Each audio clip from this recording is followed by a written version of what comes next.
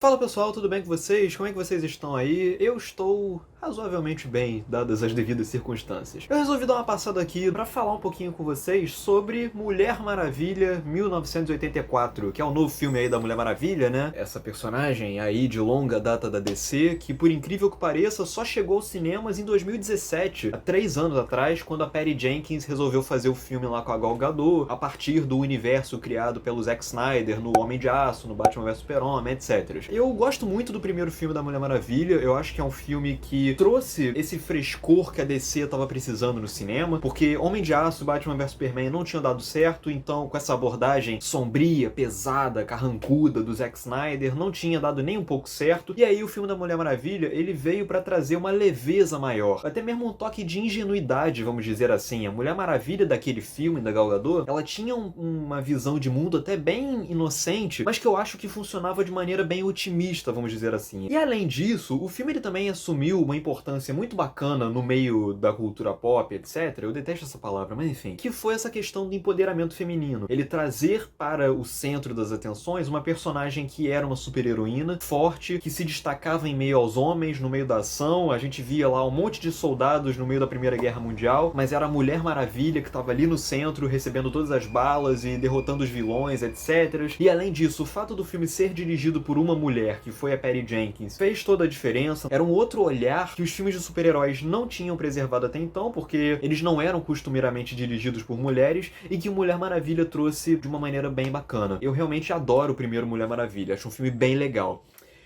Esse Mulher Maravilha 1984... vocês já estão vendo pra onde que vai o caminho aqui, né? Ele já não é um filme tão legal quanto o primeiro, porque ele é um filme autoindulgente, vamos dizer assim. Ele quer abraçar um mundo inteiro de ideias e de estéticas e de atmosferas e de propostas, mas ele acaba não conseguindo cumprir tudo isso. Na verdade, ele não consegue cumprir nem a metade disso tudo. E é uma decepção muito grande, porque eu confesso pra vocês que durante a primeira hora, mais ou menos, de filme, os primeiros 40 minutos desse novo Mulher Maravilha, eu realmente estava gostando muito do filme, eu tava realmente investido nessa proposta do filme, porque eu acho que o filme ele começa com uma proposta que eu acho muito bem-vinda no meio desse subgênero de super-heróis agora, que é o de investir com unhas e dentes no que os norte-americanos costumam chamar de camp, que é uma atmosfera mais exagerada, mais lúdica, mais colorida, em que o humor é muito mais saltado, em que os personagens são muito mais caricatos, e pra gente ter alguns exemplos de camp, basta a gente olhar, por exemplo, pro seriado do Batman da década de 60, ou então mesmo, se a gente for um pouquinho mais grosseiro, vamos dizer assim, a gente pode olhar pros Batmans do Joel Schumacher ou pro Superman 3 lá com o Christopher Reeve. E eu acho que a ideia desse novo Mulher Maravilha de abraçar essa atmosfera camp, ela poderia fazer muito bem pro gênero super-heróis como um todo, que desde que o Christopher Nolan assumiu a trilogia do Batman e fez lá aqueles 3 filmes do Batman calcados no mundo real, discutindo temas pesados, temas adultos, temas políticos, buscando oferecer o máximo de explicações possíveis para aquele mito que era o Batman. Embora isso tenha funcionado muito bem na trilogia do Christopher Nolan, e eu adoro o segundo filme, O Cavaleiro das Trevas, eu acho que isso rendeu alguns efeitos colaterais muito ruins pro subgênero dos super-heróis logo em seguida. Baseado no sucesso dos Batmans do Christopher Nolan, os grandes estúdios de Hollywood, a Fox, Sony, a própria Warner, elas começaram a achar que o caminho certo para os filmes de super-heróis, o caminho ideal, era basicamente os filmes de super-heróis serem sérios, carrancudos, cinzas, e só isso, já parava por aí. E é uma tendência que eu particularmente sempre achei ela um pouco contraproducente, porque, embora tenha funcionado muito bem naqueles Batmans do Christopher Nolan, o conceito de super-heróis como um todo é um conceito bobo por natureza. Isso não é um insulto, isso não é uma ofensa a quem gosta de super-herói. Mas fato é que o super-herói é uma porrada de gente com cueca por cima da calça, lutando contra o que eles consideram errado. Então você tentar forçar essa atmosfera realista, pesada, sombria, pra tudo quanto é super-herói, pra Homem-Aranha, Quarteto Fantástico, Super-Homem, etc., não adianta. Tem alguns personagens que realmente não vão encaixar essa atmosfera pesada que o Christopher Nolan começou a influenciar a partir dos Batmans dele. Esse novo Mulher Maravilha, ele começa investindo muito no oposto do que o Christopher Nolan sugeriu lá nos Batmans dele. Ele, desde o início do filme, ele investe pesadamente numa atmosfera multicolorida. Os vilões do filme são vilões caricatos, que fazem caretas, que têm planos absurdos. A Mulher Maravilha combate esses personagens de maneiras completamente exageradas. Ela usa o laço pra, enfim, desviar balas e etc. super-herói é uma coisa exagerada, não tem problema você assumir isso. Muito pelo contrário, eu acho saudável você assumir esse exagero do super-herói. O problema é que à medida que o filme vai passando, ele aos poucos começa a deixar essa abordagem camp e exagerada e caricata um pouco de lado, e ele vai se tornando cada vez mais...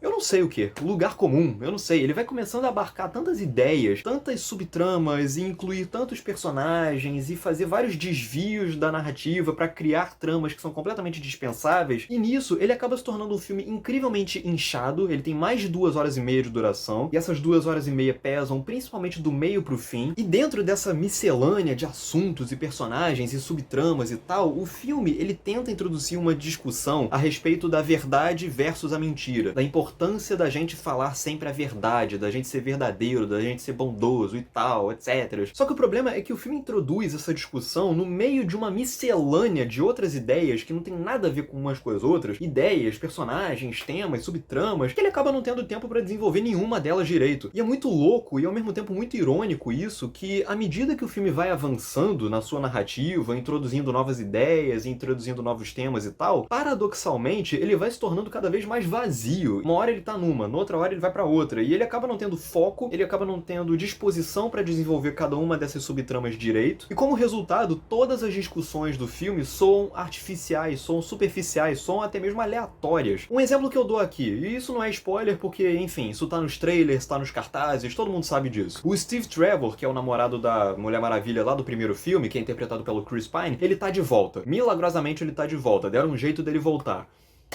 Por quê? Esse que é o problema. Todo o núcleo do filme, todo esse bloco do filme que se dedica só a se concentrar na relação da Mulher Maravilha com o Steve Trevor é um desastre absoluto. É quando o filme realmente começa a capengar. Eu tava gostando muito do filme no começo, mas depois que o Steve Trevor entra no filme, lá pra mais ou menos 1 hora de filme, a partir dali foi só ladeira abaixo. Por vários motivos. Primeiro que a decisão que eles encontram pra trazer o Steve Trevor de volta é muito esquisita e muito creepy, na minha opinião. Segundo, que é um negócio que, sinceramente, era inútil em toda a macroescala do filme. Em todos os assuntos que o filme propõe discutir, introduzir mais essa subtrama do Steve Trevor era completamente desnecessário. Perder tempo com aquelas piadinhas dele no meio dos anos 80, descobrindo o mundo novo e tal, é um negócio que não acrescenta nada pra macroescala do filme. Em terceiro lugar, pra mim a questão mais grave dentro desse ressurgimento aí do Steve Trevor, dentro de um filme que se propõe a ser uma peça do empoderamento feminino, é o fato de que a Mulher Maravilha é dependente do Steve Trevor do início ao fim do filme. Se passaram não sei quantos anos desde o primeiro filme e até hoje a Mulher Maravilha, ela é dependente do Steve Trevor pra tudo, pra todas as decisões que ela toma. Ela vive às custas do passado que ela perdeu, da vida que ela não viveu. Ela não viveu a vida dela porque o namorado dela morreu no filme anterior. E ao longo do filme inteiro, o Steve Trevor, ele ensina ela a fazer determinadas coisas. Ele ensina ela a descobrir um poder que ela nem sabia que ela tinha. Ele ajuda ela a se salvar nas sequências de ação. Então é uma coisa realmente, até do ponto de vista temático mesmo, é um negócio bem problemático essa volta do Steve Trevor. E pra completar, do meio pro fim, como eu falei, o filme se torna um caos absoluto de um ponto de vista narrativo, de um ponto de vista de ideias. E isso culmina no terceiro ato do filme, que é uma bagunça generalizada, visualmente, tematicamente, narrativamente. E como eu falei, como ele não abraça totalmente o camp, o exagero que eu acabei de elogiar lá no início, por consequência, quando chega lá no terceiro ato e o filme começa a querer discutir o poder de falar a verdade, o poder do amor e aquela coisa toda que a gente já tá acostumado a saber, soa como uma filosofia de boteco superficial e tola e barata. Porque o filme desenvolveu essa filosofia muito superficialmente ao longo de todas as 2 horas e meia de projeção, então acaba se tornando nem lá nem cá, enfim.